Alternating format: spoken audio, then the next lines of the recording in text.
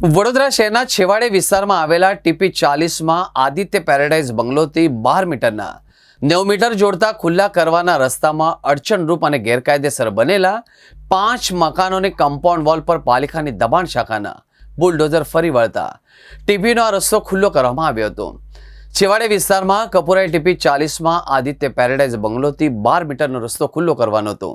આ અંગે તપાસ દરમિયાન 90 મીટર જેટલો રસ્તો રોડ રસ્તા પર 5 જેટલા મકાનોની ગેરકાયદેસર કમ્પાઉન્ડ હોવાનું બહાર આવ્યું હતું। આ અંગે પાલિકા તંત્ર દ્વારા શરૂ કરાયેલી કાર્યવાહી અગાઉ ઘટના સ્થળે કોઈ અઘટિત બનાવ બનતો રોકવા માટે મેડિકલ ટીમ, વીજ નિગમની ટીમ, ફાયરની ટીમ તથા સ્થાનિક પોલીસ કાફલો એસઆરપી કાયદો વ્યવસ્થા જાળવવા ખડે પગે રખવામાં આવી હતી। દબાણ શાખા દ્વારા ટીપી 40 અંગે આદિત્ય પેરાડાઇઝ બંગલોથી 12 મીટરનો રસ્તો ખુલ્લો કરવા માટે અંદાજિત 90 મીટરની જગ્યામાં બનેલા રહેણાંકના 5 મકાનોની ગેરકાયદેસર બનાવવામાં આવેલી કમ્પાઉન્ડ વોલ પર બુલડોઝર ફેરવી દેવામાં આવ્યું હતું।